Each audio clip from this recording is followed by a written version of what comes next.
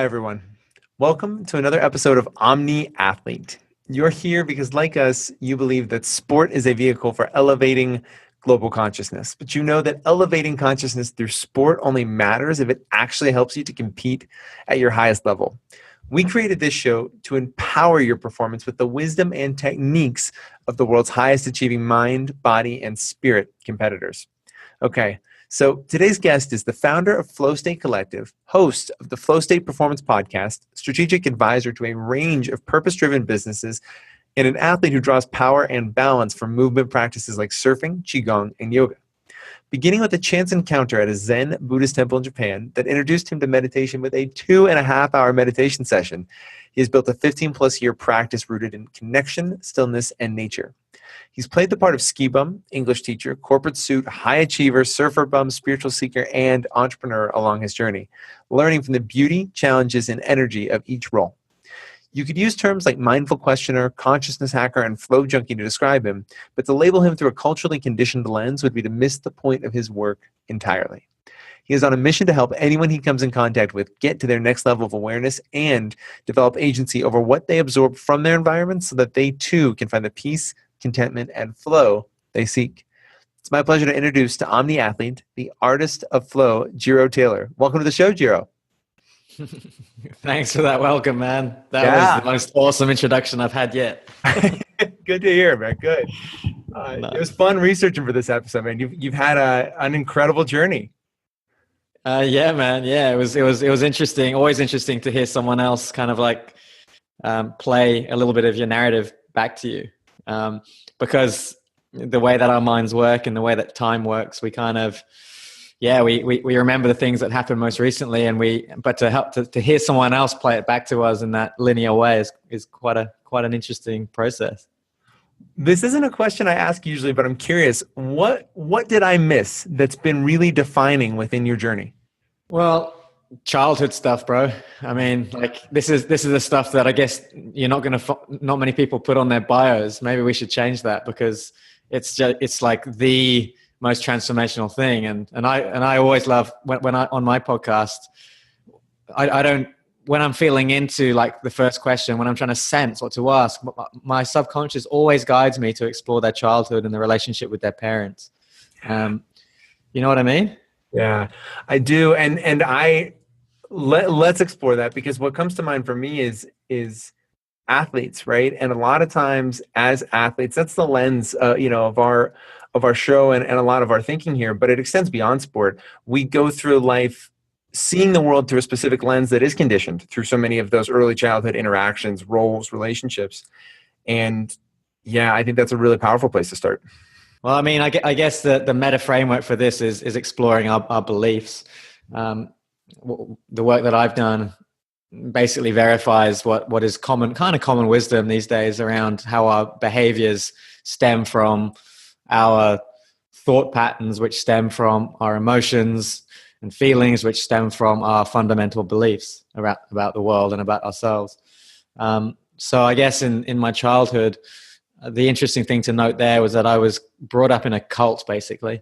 My mother's a Jehovah's Witness, and I was raised as a Jehovah's Witness, and it was just a very, very full on kind of like fanatical brainwashing process. My consciousness was constantly soaked in dogma and doctrine and a certain interpretation of the Bible.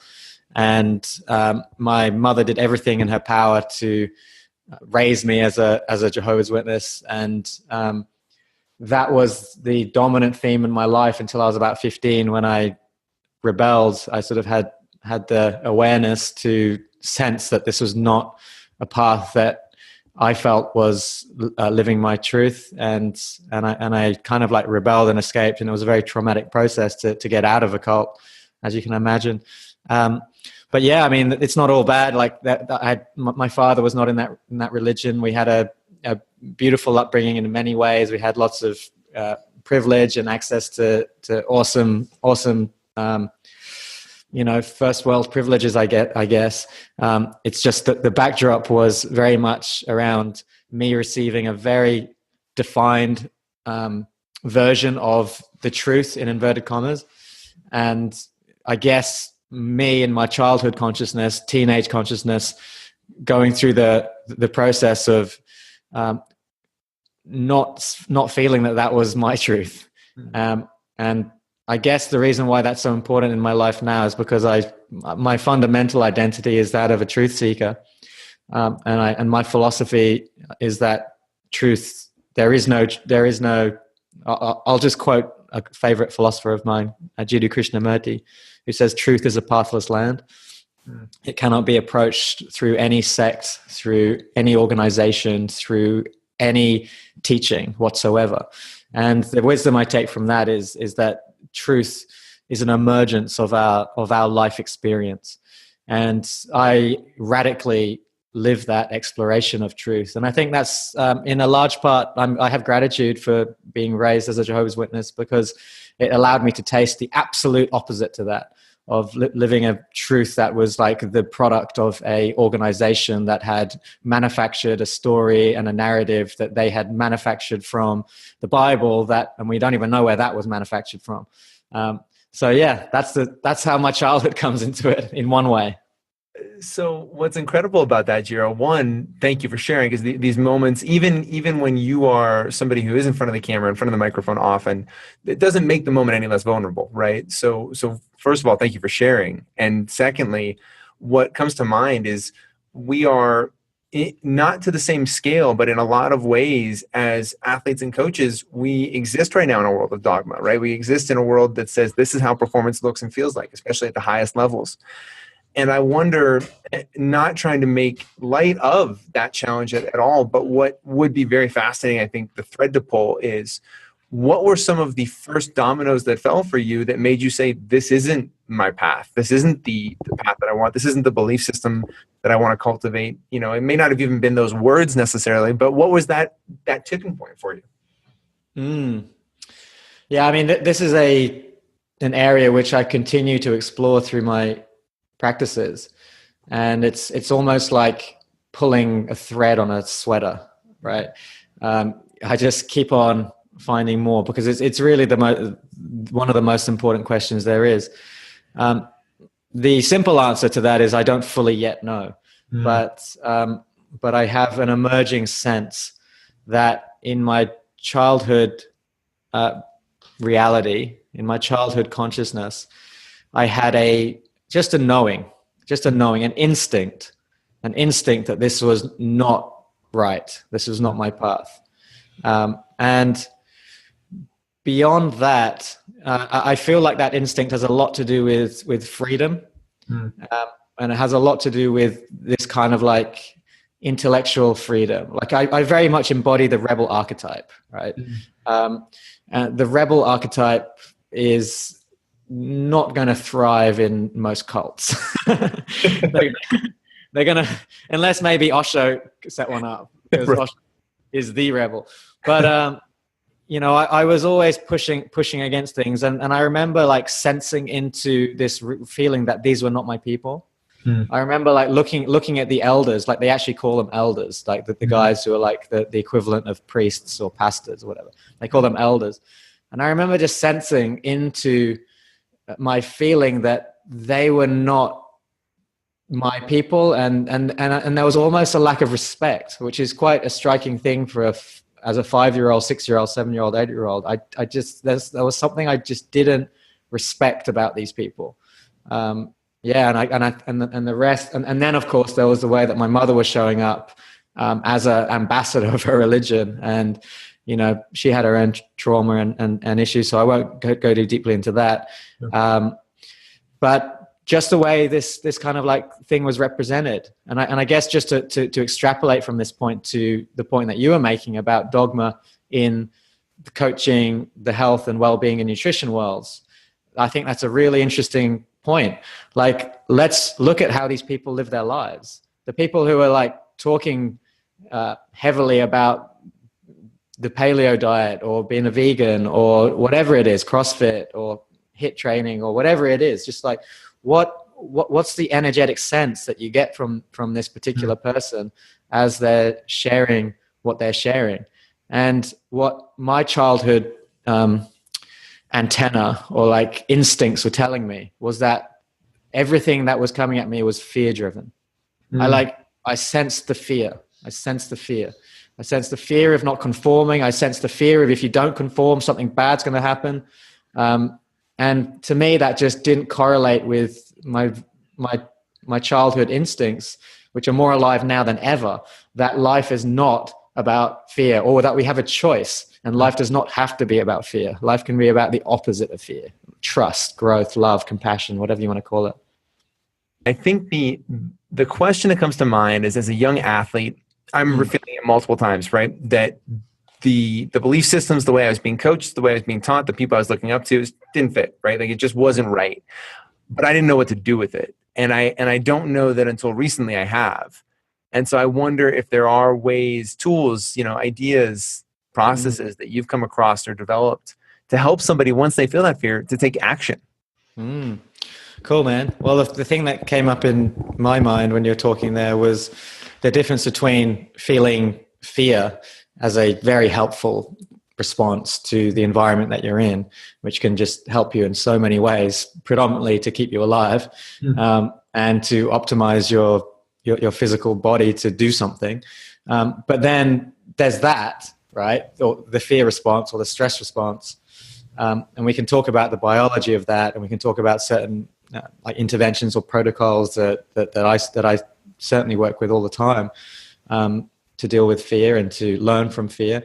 But then the other thing that emerged for me when I was in correlation to the story I was sharing about being raised in this religion was about being in a culture of fear, right? So these are two very, very different things. So being in a culture of fear means that you are surrounded by fear. It means that fear is, it has this, it's almost like it's weaponized,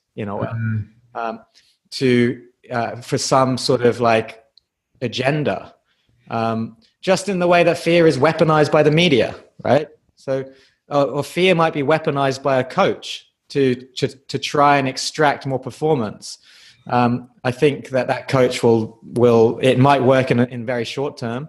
It really might. Like the people, like the World Cup's going on right now, and I'm sure all the players for Germany, for example, or one of the big teams, I'm sure they're using fear as a massive motivator to extract a certain type of intensity and focus before the game. But I bet that they don't have an overall culture of fear, right? Because that would be so counterproductive, because fear is so blatantly, so clearly supposed to be a short-term measure, not a chronic backdrop default state to live in, because we know how destructive cortisol can be in the long term. We know how horrible it is to be in a culture where you feel unsafe, where you feel like you're unable to express, your creativity goes down, you're literally unable to immerse into flow and to express your highest potential. So basically, in answer to your question, if you're living in a culture of fear, the first thing I'd say is get out.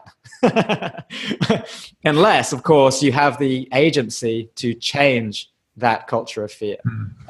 If you're in a position where you can change that culture of fear by showing up in a certain way, or by perhaps using coaching methodologies or speaking to the people who are affecting this culture and making it fearful, then obviously do everything in your power to shift this from a culture of fear to a culture of trust. And this is the work that I do on a company level. As an 8-year-old boy or a 13-year-old boy, and if you're being brought up in a fearful cult, good luck with that one. Right. That's probably not going to happen. So my next piece of advice would be get the hell out. Right? Get the hell out. Now, if we're talking about the non-cultural form of fear, we're talking about fear as a response, as a biological response to a perceived threat. Well, this is where we get to go down the route of looking at perceived threat versus actual threat. And there's some people who speak very eloquently about this, but essentially our stress response has been conflated over time to react to perceived threat rather than actual threats. And we've got the same biological response that if we were getting chased by headhunters with spears, we have the same biological response happening when we go and see our mother-in-law and she asks us whether we're going to be able to like put a house over the roof of our family or whatever. And I'm sure you're familiar with this with this kind of line. So the protocols that I have in place for dealing with threats that are none where the physical stress response, fear response is not appropriate. Well, I've many protocols in place, ranging from breath is my go-to. I use breathing as a way to stimulate a parasympathetic state on demand. I have a meditation practice, as we talked about before. I have ways of using the power of awareness to reframe situations. And I have ways of using mantra, affirmation, and visualization to almost rewire my fundamental belief system to actually have a much greater accuracy around what is actually threatening, what is actually deserving of a fear response versus what is not. So, for example, I now have rewired my consciousness to, I pretty much think that if I was in a position where I was made bankrupt tomorrow, I feel like the work that I've done around rewiring my fear response around money, for example, has come to the point where my fear response would be much more muted than it would be a few years ago, because I've done work to sort of sever that particular aspect of cultural conditioning which connects money with fear, right? And there's various other threads where various other areas of conditioning where we've been conditioned to have fear, which we can just, through practice, we can learn to reframe. There's so much to unpack right there in the most beautiful way. And I think the thread that I want to pull is those other pieces that we have been through cultural conditioning connected to fear. And I think whatever thread comes to mind, Jiro, pull that one, because I think as athletes, we take for granted, really this is true of life. I say athletes and coaches, we're all athletes, but we are connected to fear in a lot of ways that we don't necessarily anticipate. Yeah. A couple of things that just came up when you asked the question. Well, one is the actual threat of physical harm or death, and like I'm a surfer, and I love getting in the ocean when I'm in situations where if I'm in the wrong place or if I make the wrong move, then something painful is going to happen, right? And there's possibly, I might drown, for example, because I like to get in the ocean when there's quite a lot of power going on. So one of the ways that I deal with, so let's just say that I'm in the ocean and the waves are big. Let's just say they're like triple overhead, so like 3 times the height of a human, right? And I've been in these situations where I've been paddling out there and I've been like bricking myself, like I've been like nausea in my body, like just fear, and like my mind is playing tricks on me, and all I can perceive is the worst thing possible happening. And I'm literally just terrified. And I've been in this situation many, many, many times. And there's a way that I deal with it. And it's basically, there's nothing scientific about it. I use, there is, I guess. Like I use visualization techniques to visualize the successful outcome of what I'm doing. Right? This is sometimes hard because sometimes that fear response can be so strong that all I can visualize is me wiping out and getting smashed on the reef. So sometimes I really have to use the power of awareness to create the visual of success completion. Yeah. And then there's the embodied process of how that feels to go through that. So it's much more of a visceral visualization. I call it feeluization. So it's not just seeing me riding the wave. It's me feeling the successful completion, like coming down the wave and making it without being smoked by that thing. And then this is the non-scientific part. And this is just like grabbing the bull by the horns and just going for it. And over time, I've got this. I mean, I think most surfers, you're constantly playing with this threshold of fear. Like I watched my wife playing with her threshold of fear. and it's more sensitive than mine because she's a less experienced surfer, and I constantly see her skirting with that. And as a surfer, you're constantly skirting with that, like, because you can always push for the heavier waves, you can always go deeper, you can always seek out more intensity as a surfer. So you're learning how to dance with that edge of that threshold constantly as a surfer. And so for me, it's one of the best things that can happen in early on in a surf session is me wiping out hard and going over the falls and getting smashed. It's almost like, this is the beauty of surfing. Like, I wouldn't advise this as a rock climber, as a free soloer, because you're going to die. But the beauty of surfing is that you can, like, we call it going over the falls, where you paddle for the wave, the thing's too fast, the drop is too steep, and you just bail and you kick your board away, and the wave just picks you up, and you are rendered absolutely powerless. You're just like this, like, you're just so powerless in the face of this, like, pure raw ocean force, and the thing just picks you up in its lip and it drills you, man. It can drill you deep down, and you're just like, the power of the ocean is just drilling on your face sometimes. And over time, like when you're first having this experience, it can be terrifying because you think you're going to run out of breath, you're kicking around. But as you develop experience as a surfer, you learn to surrender. You learn to, like, give up the fight. And you learn how to go limp, protect your head, and basically just ride it out. And you get to the stage where you learn to enjoy this process. But my point around fear is that once you've gone through one of these pummelings, your surf session is completely changed. It's like you faced the worst thing that can happen. It's like this stoic kind of mindset of, like, facing up to the worst possible scenario. It's like, all right, done. That's all that can happen. I can get pummeled to the reef and I can just go limp and everything's all sweet. Done. I got this. And then you flip into this, well, you flip into flow state, man. It's like you pop through the threshold of fear, you're in flow the other side. And then usually you'll have the most epic surf session of your life once you've gone through that threshold.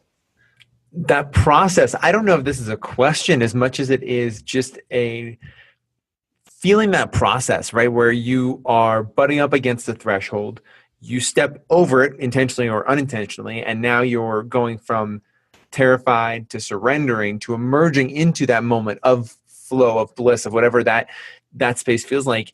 That's an incredible process and way to approach what that edge feels like for me as an athlete or as a coach. Something that just came through to me is, like, if you want to pop through fear, something has to die. What I mean by this is you either have to face physical death, like, and when I visualize this, I'm thinking about my friend who's base jumps, and I've seen him go through the psychological process of the hours and the seconds leading up to him jumping off a cliff. And I've watched him go through a process of facing down death and accepting death as a possible function of what he's about to do. But as a CrossFit athlete, or as someone whose fear is holding him back from resigning from his job or from asking that girl out on a date, what I'm talking about here is your ego has to die. You have to experience a death of that part of your ego that is holding you back from doing that thing. So this is like, we're talking about life and death here when it comes to fear. So two things that are coming in for me. Number one, you had this quote as I was doing the research for this episode. You mentioned this quote of, you can't get to your best level of performance until you get to your next level of awareness. And I would love for you to explain what you mean by that. And let's just go from there. Did I say that? Yeah, it was awesome. Okay, interesting. Okay, cool. Yeah, I can riff on that because, I think whoever said that has got some wisdom. I'm joking. So I feel like this path of self-awareness is the path, okay? And even if we haven't yet internalized that, and maybe what you feel like your path is to stack on 10 kgs of lean muscle, or to run a personal best marathon. Actually, I believe that if you started drilling really deep down into that, you're actually on the path of expanding your self-awareness. You're actually on the path of understanding exactly who you are, what you are, right? Because you're actually you're on an exploration of like what your limits are, or what your perceived limits are, and what lies beyond those perceived limits. And this is the path of expanding awareness, quite literally, right?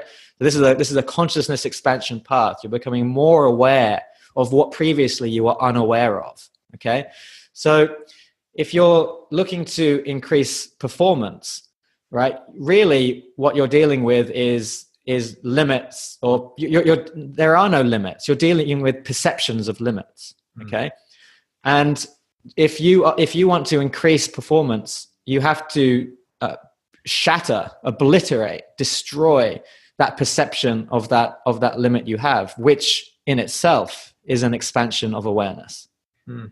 Do you have a process when you're working or advising, whether it's a client, whether it's just something you've experienced in your life? Do you have a process for working through those perceptual edges? Yeah, great question. I mean, there's a whole bunch of processes, and it's emergent as well. You know, but the first piece of the process is to come to a acceptance where this feels like truth, that there are no limits, and that all limits are a creation of the mind. All limits are mind made. And to actually come to that point is the first step, right? And I've seen a lot of people being unable to come to that point, right? So that there first of all has to be a certain level of inquiry done where one actually busts through a perceived limit to actually experience the reality. So that the truth, getting back to this theme of truth, so the truth of this person's experience is that limit was a was a function of their mind, and it wasn't a fixed, it wasn't a law of physics, right? It wasn't a law of physics. It was like something that was created. Okay. And, you know, learning about things like how the 4-minute mile took years and years and years to smash. And then once it was smashed, then 100 or so guys ran a sub 4-minute mile in the preceding months because that limit had been changed. And across athletics, we see this everywhere, don't we? We see this constantly in the way that records come down. In surfing, snowboarding, skating, which are like some of the sports that I most follow. Like I remember when the first like 540 was done on a snowboard. And I remember when the first 900 was done by Tony Hawk on a skateboard, like 3 rotations. And it was like, these things just represent limits that were just smashed. And then in each case, some like 12-year-old came out the woodworks like months later and like did it and then added an extra rotation. And it's almost like that. It's such a beautiful, quantifiable measure of how limits are just there constantly to be broken. But in terms of actual process, like, you know, man, like when I work with my clients, we're going deep down the self-awareness tunnel, man. We're going deep in there, bro. We're exploring. We have to shine the light of awareness on all the stories that have manifested in our life, right? We're a collection of. There's a collection of stories going on in our mind. And something that came through to me recently is that as we walk around in life, as we have experiences, as we go get our coffee and as we go punch out a workout, as we make love to our wife, as we do whatever it is that we're doing, we're constantly absorbing sensory inputs, which are then that they come in as feelings and emotions. They're processed into thoughts. They're processed into memories. And the way that these thoughts and these memories form, it's almost like somebody. It's like, just follow me on this analogy. It's so imagine your mind as a library, and imagine each experience is somebody bringing a new book to the library, and your consciousness is the librarian, and your consciousness is basically putting that book somewhere. It's like, oh, this is a book on American history between the 2 world wars. I'm going to put it in that section. This is a book on permaculture. I'm going to put that there. And it's almost like our fundamental core belief system represents the sections of those libraries. And each experience that we're having is classified and put into one of those sections of the libraries. So I believe that the work in expanding our consciousness and refining our self-awareness is to become so aware of what those sections are. They are the belief systems, the beliefs, the fundamental like patterns of belief that we have. Let's make sure that those belief systems actually align with that, we're conscious of them, so that when these new experiences come in, these new stories come in, they actually can harmonize with sections of that library which represent truth to us. See what I'm saying there? If these books are being classified and they're being put into sections of the library that do not, that they're not our innate beliefs, they're conditioned beliefs, then we're just stacking untruth upon untruth upon untruth upon untruth. And then this leads to what we have when we see out there. We see people living unaware lives where they don't know who they are, and they're chasing the carrot, or they're chasing some version of success that isn't even theirs. It's because they haven't done that fundamental work of figuring out what is the classifications, what are their fundamental belief structures. What happens when that library gets reorganized in a way that is truly fundamentally true to that individual? Like that. Okay, so this is where this is where it gets quantum and spiritual, but yeah. This is where the individual, in my terminology, begins living in flow. Right? This is where there is a clear channel between, like, think about like my meta perception philosophy on life is that what is the purpose of life? The purpose of life is to express life force, right? So the expression of life force. So we are, in other words, our bodies, our consciousness is like a channel, and it's either a clear channel or it's not a clear channel. So what you just said there is what happens when our library is fundamentally reorganized so that the information that comes through is actually resonating and harmonizing with our deepest truths. Well, that to me sounds like resonance, harmony. That to me sounds like a clear channel. That to me sounds like a human being who's connected into source and is living his highest truth and is expressing himself from a very, very, very deep place. So that to me sounds like the way to live life. So the reason I asked that question specifically too is because one of the, we had a conversation the other week and we talked about what happens in organizations culturally when we start to chip away at some of those belief systems. And this is just an interesting thread to pull, regardless of whether it's sport or corporate culture, whether it's a small company, big company, at a certain extent, teams, sports, all of these different teams are part of a very similar culture. And I guess the question that comes to mind for me is, that's what it feels like for the individual. What happens to teams when we start chipping away at these belief systems and allow athletes, friends, partners, colleagues, employees, whatever we want to call them, to show up as themselves? What do you think happens, bro? What do you think happens when we give cultural permission, organizational permission, and empowerment to an individual to show up and express their full potential as a being? Like, we're talking dramatic, like unbelievably massive, humongous, quantum, profound shifts in performance, right? Hey guys, I am so excited to announce that we have a special offer just for you guys as Omni Athlete podcast listeners. You guys rock. You are some of the most engaged members of this community. And as a reward, we are offering you guys a 20% discount on your tickets to this year's Sports, Energy, and Consciousness Festival. 20% off to join me and the entire Sports, Energy, and Consciousness team, including some incredible presenters, Olympians, former professional athletes, healers, spiritual teachers, coaches of all levels are going to be joining us this year in July in San Rafael, California for the Sports, Energy, and Consciousness Festival. And because you guys are the community that makes this all possible, we are offering you guys a 20% discount on your ticket to the festival. Just go to sportsenergyfestival.com/registration.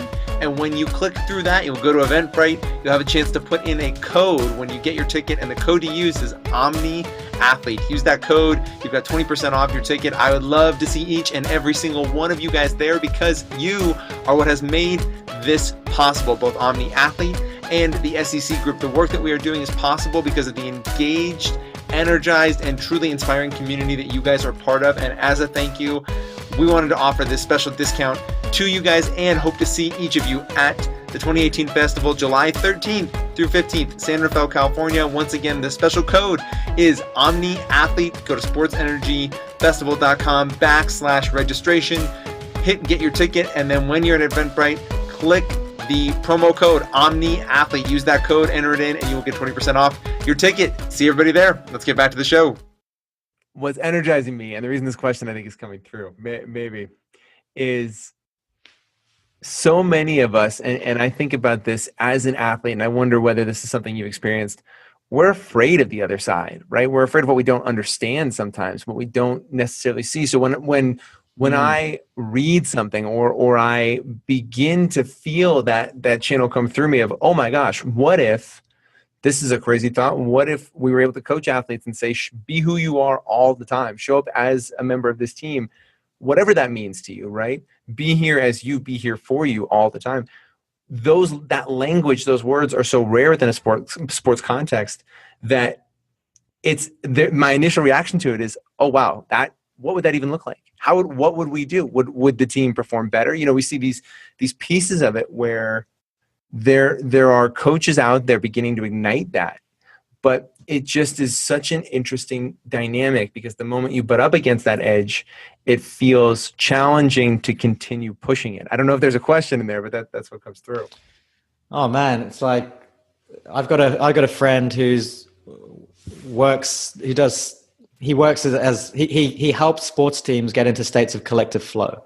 Okay, so he teaches mindfulness, and there's a long tradition of coaches working at this level, like Phil Jackson, the coach of the Chicago Bulls throughout the 90s when Michael Jordan and Scottie Pippen were there.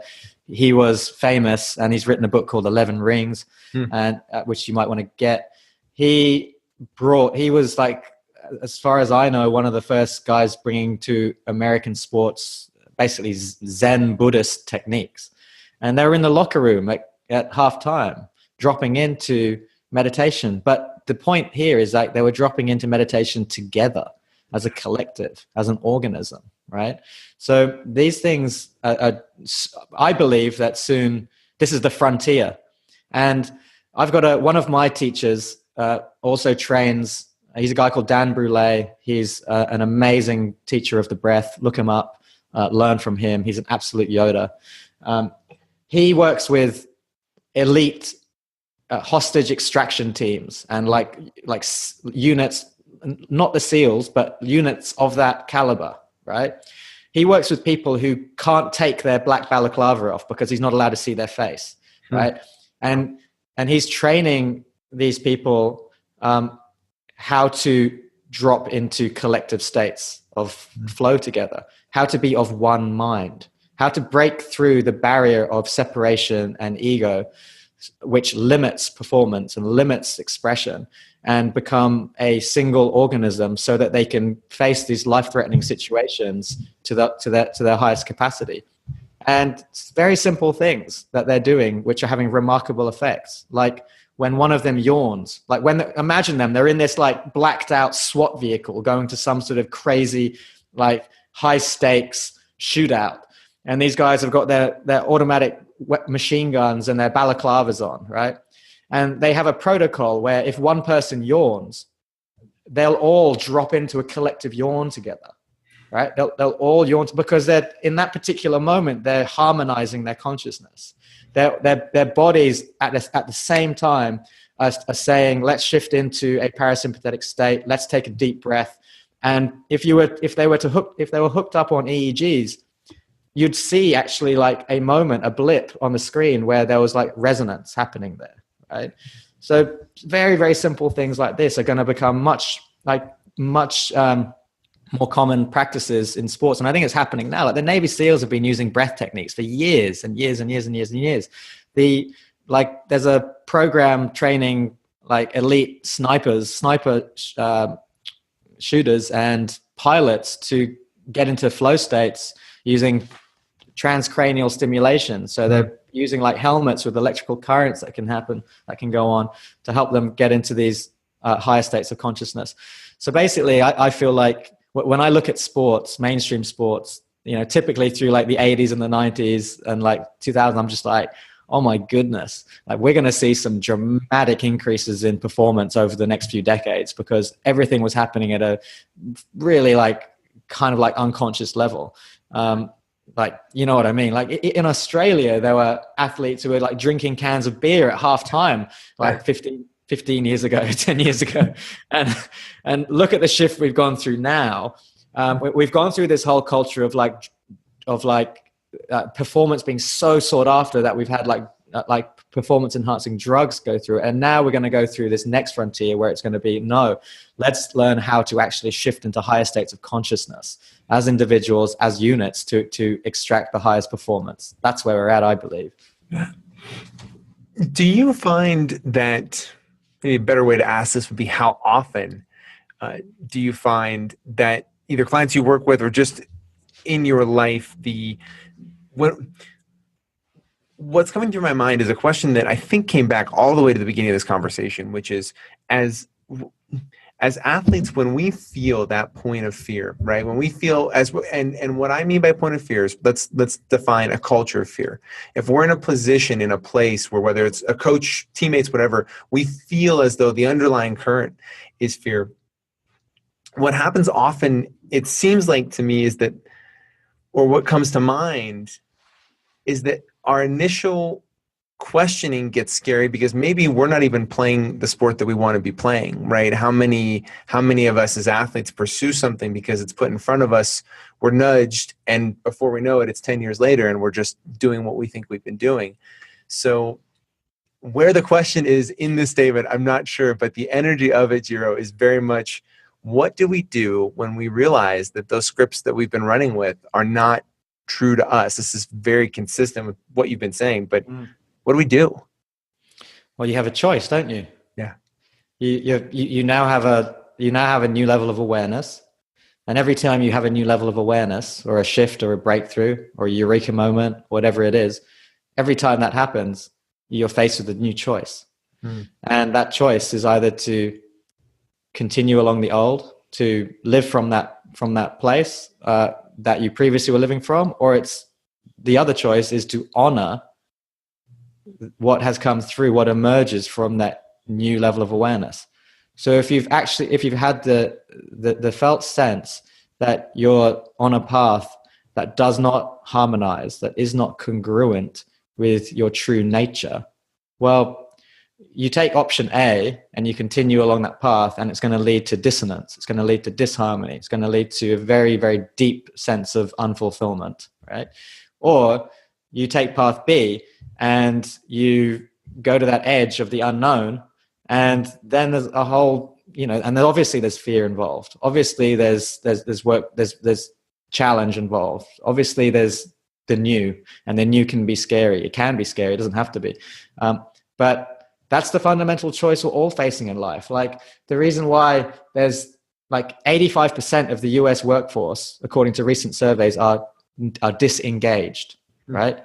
85%. I think it's actually 87% of the US workforce are disengaged. Think about what this actually means, bro. Like, work is like what people are doing for like 1/3 of their lives, at least. It's a huge chunk of their lives. And they're doing it not only 40 hours a week at least, but they're doing it for like, 50, 60 years of their life, or I don't know how long, maybe 40 when you take into account they start at 20. But anyway, it's a long, long time.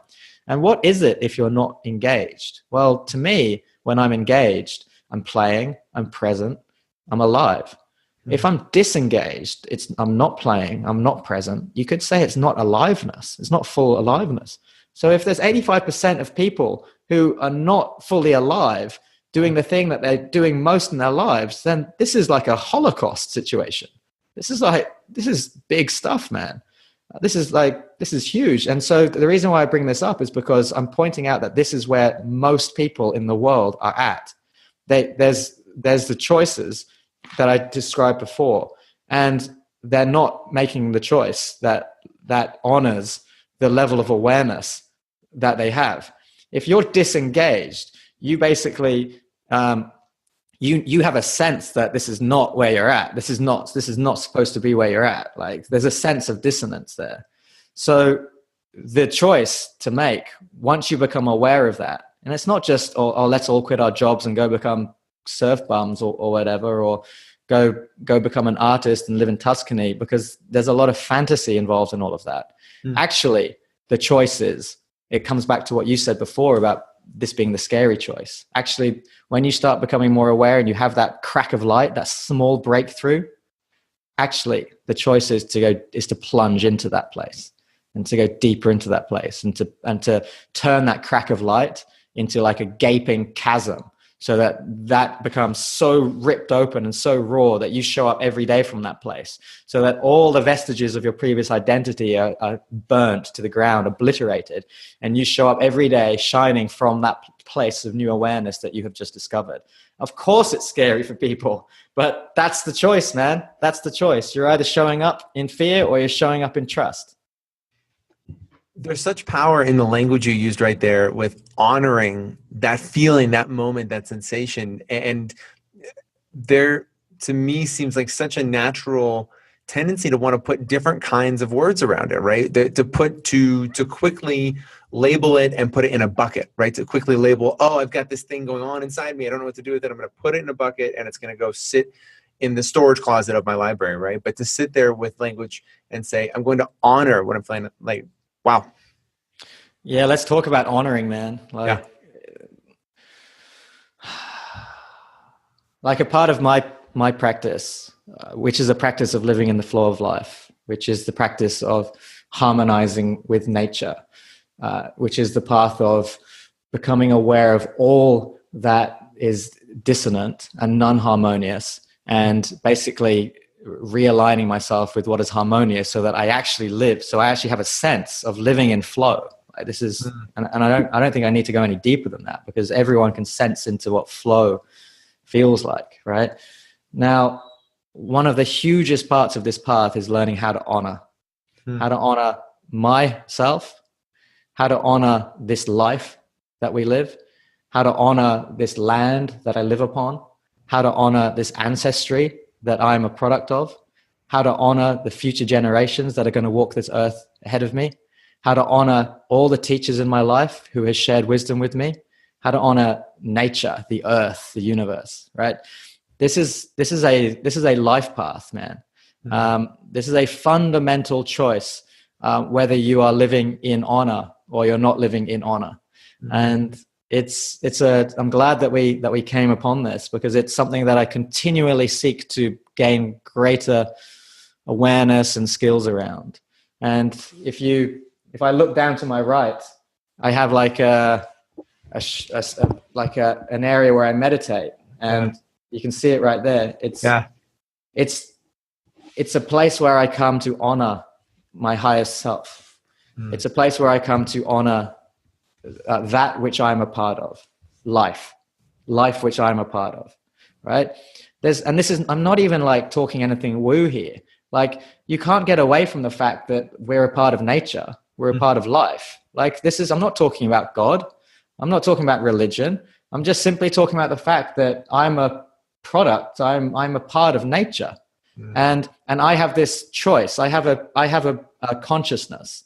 I have a prefrontal cortex, and I can choose to either live mindlessly and just like go along with this thing as though it's like just some cosmic accident that doesn't need any sort of additional honoring, or I can do the opposite of that, and I can choose to align my life so that I'm constantly honoring this life that I'm living. And the result of this path of honoring, when I sit down and meditate, I deeply appreciate myself. I deeply give thanks for the challenges that I've been through, and for the trials and tribulations, and for the path that I'm on. I deeply honor all the things that I mentioned before, like my elders, ancestors, teachers.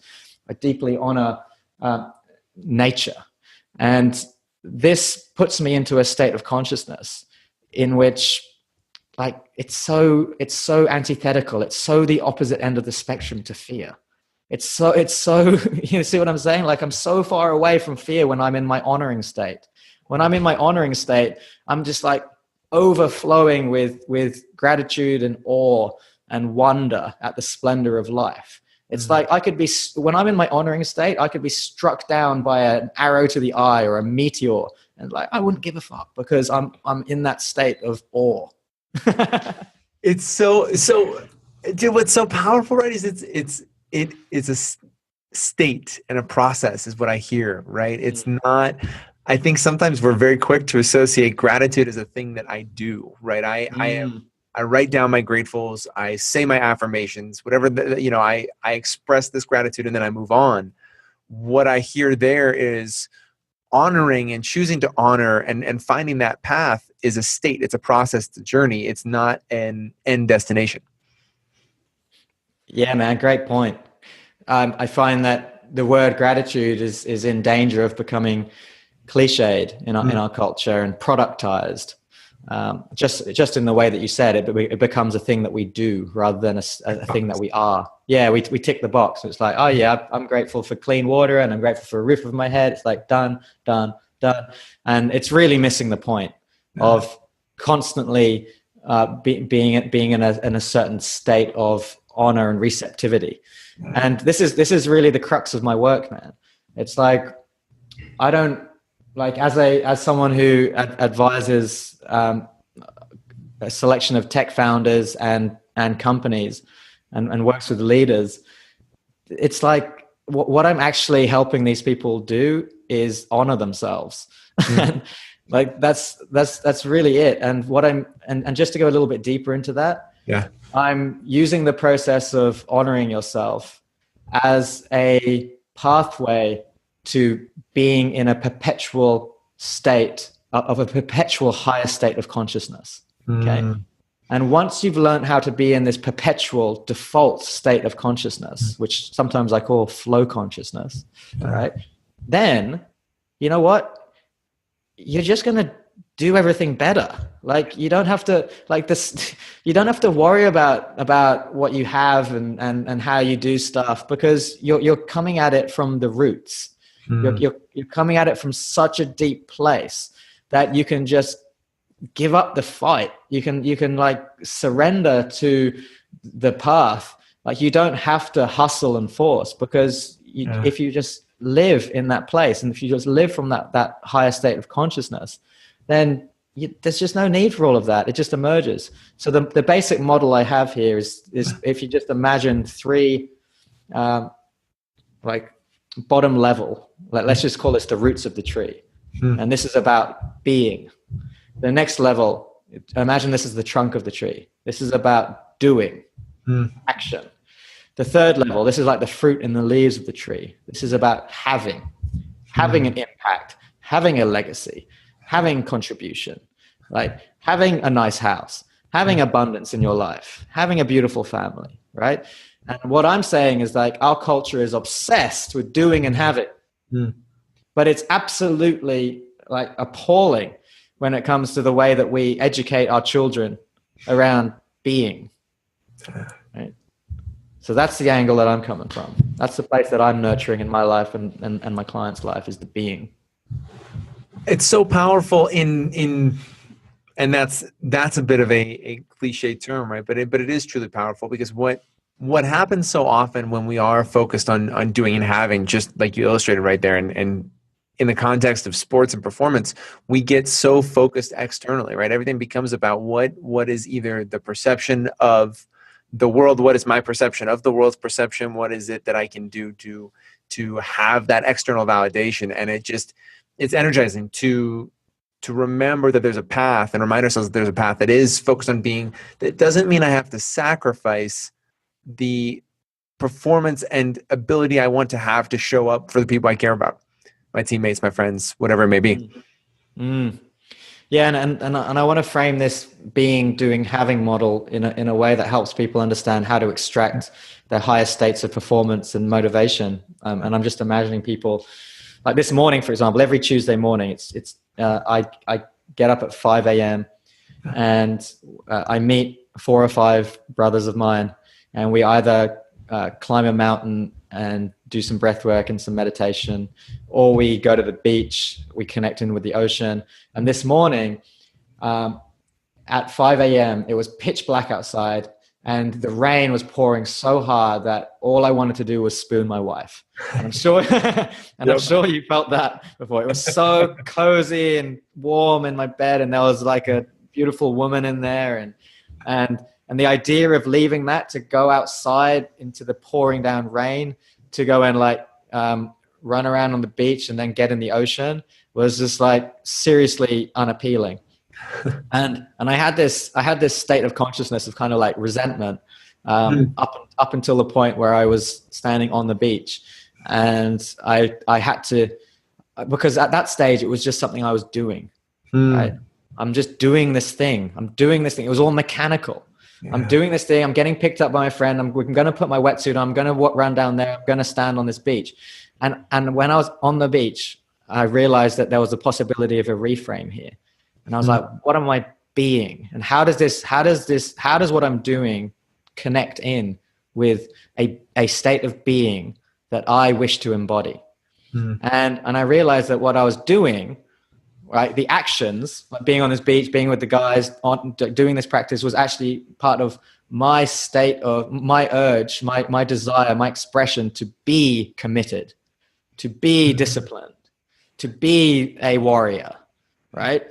And once I'd connected in with that, it became effortless. It was like, all right, fuck yeah, we're here. Let's do this. And this is like tapping into that. This is like tapping into purpose as a motivator, right? It's so powerful to look at the being and allow that to be the fuel of what we're doing. There's this beautiful visual of a fractal that comes to mind, right? And so often I reflect so often on both in how I was coached and the ways that I would coach. We are oftentimes not as quick to recognize that being can occur every moment, any moment, right? That we can truly reframe a moment, not just by saying work harder, but by saying, what are you trying to be? How can we ask the question as coaches better? Who are you trying to be in this moment, and who are you trying to show up as? And wow, yeah. Yeah, like what a type of language which I'll share here, or a form of inquiry that I explore is questions like, what wants to come through here? Yeah. Like, what is emerging for you? Like, what is the highest state of excitement that wants to be birthed right now? Like things like this. So it's a form of inquiry where you're inviting into your consciousness the expression and the emergence of life force, right? And it's very, very, very opposite end of the spectrum to like the typical way of thinking and the typical way of having conversations. And this is a great thing to do with friends, right? When you're sitting in a circle, like instead of I'm talking about here about training an actual type of power, a superpower. I believe it's the superpower. I believe that even like Stan Lee and people who write about superheroes, they would regard this as the ultimate superpower. And it's the power of sensing. Okay. So we even have this like word for it in our language, or two words, the sixth sense. We in our culture, we kind of like mystify and in a way express or highlight our fear of it, because we connect this sensing intelligence with something mystical. Yeah. And often people will put it in the same bucket as kind of like I don't know, hypnotherapy or like spirit work or stuff like that. And it doesn't have to be in that realm at all. Like we're like, what are we as physical beings? If you look at the amount of data that's coming in through just a centimeter of skin on your body, like we're talking like in the millions of bits of data coming through, right? And that's not even like us. I was reading the other day about how we actually, the amount of information we take in through our nose it's like it's like it's the most powerful sense when it comes to triggering emotions. Wow. Things like nostalgia, smell. Yeah. So if you smell that smell of cut grass that you remember as a kid, or if you smell that smell of like bread baking, like instantly something is happening deep in your subconscious, like bringing up things. So my point being is like this training of the senses is a very practical, matter of fact, grounded thing that I'm talking about here, right? And this is something that all athletes can explore. And I'm talking about, like, very simply, like if you're doing a set of deadlifts, see what happens when you close your eyes. Like, see what happens to your proprioception, and you'll find like the balancing that you have to do. And like, see what happens to your state of awareness when you close your eyes. Like I sometimes paddle out to the surf with my eyes closed to train my sense of awareness and my extremely, there's something very subtle going on when a wave is about to crash on me. And obviously there's the sound, but if I could tune in below that, my skin would tell me that the water is moving in a different way to suck up that wave. Mm-hmm. And as I train that sense, and I surfed with a blind surfer once upon a time. It was mind blowing watching this guy surf. And so this guy has had to, obviously he's got heightened other senses, right? And he's surfing out there. He's duck diving at just the right time. He's managing to surf moving walls of liquid energy without the sense of sight.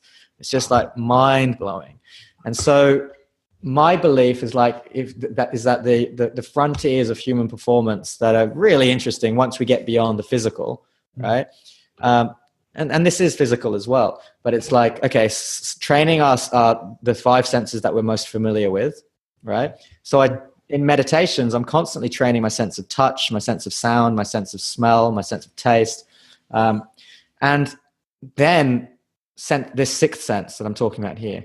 And right now, like I'm sensing into your energy body, even though we're 6,000 kilometers away from each other. I can see you. I can see that you're in a state of relaxation. I can see that you're engaged with the words that I'm saying. I can see that your body's relaxed and your shoulders are relaxed. You haven't got any tension there. Yeah. This is a practice process of reading someone's emotional, anatomical signature, in a sense. And I think this is a wonderful way to live life, like to actually like become masters of this form of intelligence, this sensory intelligence. This is how we learn how to actually. Oh, this is interesting, bro. So this is actually how, like, so basically in our culture, we have an addiction to thinking. Okay. Like it's clear as day. We have an addiction to a particular form of thinking. It's like the problem solving mind is getting overworked in our culture. Meaning that people are just trying to think their way in situations where it's just inappropriate. It's just not the right tool for the job. It's almost like Picasso trying to paint a masterpiece using a knife. It's just not the right tool, right? Okay, so what we don't have an awareness of in our culture is what the opposite is, or what the other option is. And what I'm saying here is that the other option is sensing, okay? So thinking is awesome if we want to design a bridge, or if we want to like plan our day, or if we want to do a SWOT analysis on something, or create a nutrition plan. But this other thing that I'm talking about, that I'm calling sensing, this is often a underdeveloped intelligence system in people living in our culture. And the research that I've done and the practices that I've gone on, which include deep meditation practices, deep embodiment practices, deep psychedelic explorations, plant medicine explorations, shamanic practices, like I have a awareness and a knowing that when I learn to develop this sensing intelligence, then the amount of data that comes into me through the world that is able to now be processed by me so that I can extract wisdom and learnings and growth is profound. And we're talking about, like, there's tribes out there who were fully telepathic. There's tribes out there there's a tribe that we call the Dream People. They're also called the Sungoi. They lived in what we now know as Malaysia. The anthropologists call them the Dream People. Every every morning they'd wake up, and the young, the old, everybody would come and sit in a circle. And the first thing they did before they had breakfast, before they did anything, was they shared their dreams in a circle. They shared their dreams. Think about the profundity of that, man.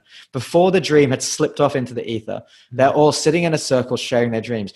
They're bringing to the circle their subconscious, like what has been happening in their subconscious. They're honoring that part of themselves that is basically the language of their sensing intelligence. And their dream reality became woven into their non-dream reality. It's all a dream. So if someone dreamed about a beautiful mango tree with ripe mangoes, they would go find that tree in physical reality. They would go find that tree, right?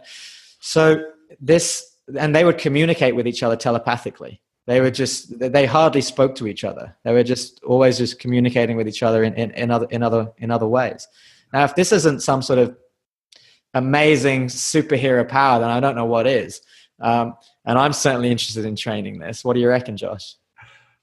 Well, it's energizing. And what two things come to mind for me. One, the nature of sport to prepare us so well if we're willing to listen to that ability to develop those senses and to develop and cultivate that ability to honor our senses.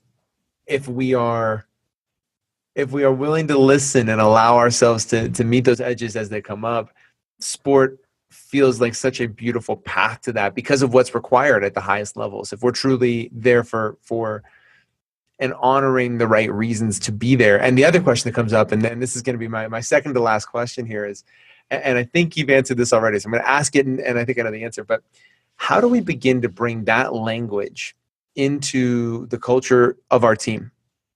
By speaking it, bro. Yeah. By speaking it loud and clear. Yeah. And by speaking it from a place where when the other person hears it, they know that it's that truth. It's the truth of the other person, right? That's it in a nutshell. And then we're talking like, you know, if we were to study how language forms, how new words like cool become part of the lexicon, like constantly new words are becoming part of our culture, constantly, right? And it's because people say those words, and then there's just like this effect where eventually it reaches a tipping point, and it is the language. So, and this is how consciousness expansion works. Like the way that this process is happening and is going to happen is through a process of osmosis and network effects and tipping points. And it's basically this is why it's so important. If anybody listening is aligned to this path of seeing sports as a pathway to expanding consciousness, then really it comes down to how are you showing up in life? Like how are you showing up? How do you talk to yourself when nobody's listening? Like what's the voice in your head saying to you? Like when you wake up in the morning or before you go to sleep? How are you speaking to your wife when no one's around, or your husband, right? How are you speaking to your children when no one's looking? Right? How are you showing up in relationship to yourself and to others, right? How you show up is the path to this global expansion of consciousness, because it's just a ripple effect. It's just all of us are basically, it's a fractal that you mentioned before. We're just fractals of the whole. So it's all about how we're showing up, the words that we use. And seeing as we're talking about language, I invite everybody here listening to become so aware of the words that are coming out of their mouth. Language is this powerful force. Language is how we tell stories. Stories are what create the reality around us. Okay, and not just in our lives, but on a global level. Like the reason why we have this person in the White House, the reason why we have global poverty, the reason why we have wealth inequality, the reason why we have climate destruction is because of the collective stories that we're all telling. So let's all start changing our language and the stories that we tell to ourselves, about ourselves, and about the world that we live in. Once that begins to happen at scale, everything that we want, the most beautiful world our hearts know is possible, will naturally emerge. Wow. Jiro, this has been energizing and incredible. And this could go on for quite longer. So in an effort to keep us on schedule, I'm going to ask my final question. But before I do, where can these guys go to connect with you online? Cool. So there's two emergences through which my practices come through. One of them is the Flowstate Collective, which is flowstate.co. And this is a place where it's really like I'm running a global flow consultancy in a way. So I work with leaders, entrepreneurs, and organizations to help leaders and organizations exist in states of flow. So I do work on the individual level, on the team level, and on the organization level. So you go to flowstate.co for that. For the more rootsy kind of like the individual transformation, I have something called Flow Tribe. And Flow Tribe is where we run like 6-week programs for people that want to develop flow consciousness. These are called flow pods, where we run retreats, where we explore rewilding, we explore breath practices, we explore a whole bunch of the things that I've been speaking about here. And it's all about, it doesn't have that kind of business angle to it. It's just more, that's why I said it's more rootsy. It's more of this sort of like individual transformation level. So that's flowtribe.co. Awesome. Okay. So our final question, this show is called Omni Athlete because we want to understand what it takes to be the ultimate mind, body, and spirit competitor. So the final question is, what does being an Omni Athlete mean to you? Okay. So to me, it means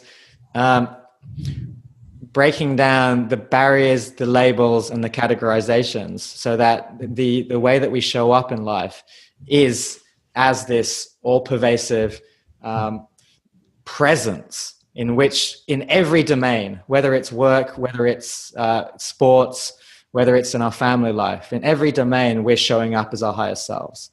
That's what it means to me, brother. Love it. I love it. Jiro, this has been incredible, man. Wow. Thank you. Guys, go check out Jiro. Go just dive deep into his world. And one thing you're going to grab very, very quickly and is something that we can all take is just the power of truth, or at least understanding that truth is subjective and understanding that when we step into that power, our lives change fundamentally. We become who we are and who we've always been, but at times have tried to hide it. And one of the things that Jiro puts so much energy behind, and you guys will see this whether it's connecting to Flow Tribe or Flow State, like you're going to understand that those truths are things that we choose. And as athletes and coaches, how empowering is that to think for a moment that I can let truth be what it is and what I choose to perceive and understand and expand or contract. There's a world to this level of performance and understanding that opens to us when we pursue what Jiro brings energy to and what he has pounded the drum so well on, which is just truth. Find that peace and understanding and push those edges. And until next time, guys, thank you for watching this episode of Omni Athlete. Thanks for having me, brother. What is up, Omni Athletes? Thank you guys for watching another episode of Omni Athlete. If this content is adding value to your lives, guys, please like and share and subscribe in every way you can. Share our content. That helps us grow this community, which is really ultimately what we are after right now. So please like, comment, share, tell your friends about what we're doing. If it's adding value, please share it. And if it's not, tell us so we can really improve this content and make sure it's something that you guys want and want to see. Coming up, guys, in July, I'm super excited to announce we have the 2018 Sports, Energy, and Consciousness Festival. It's going to be in San Rafael, California. This is an absolutely incredible event for a lot of reasons. The main one being you get to actually engage with so many of the people that we've had on the show, so many of the leaders in sports, energy, and consciousness. The speakers are absolutely incredible, and the community is even more incredible. So I cannot encourage you guys enough. Get to this festival. It is going to be an experience that transforms your vision of athletics, your ability to achieve peak performance, to find flow, to awaken an expanded level of consciousness in your performance that you just cannot find anywhere else. It's truly the tip of the iceberg, and you guys want to be part of it. July 13th through 15th in San Rafael, California. Go to sportsenergyfestival.com to get your tickets today before they run out. It's going to go quick, guys. Get there. sportsenergyfestival.com, July 13th through 15th. We'll see you there.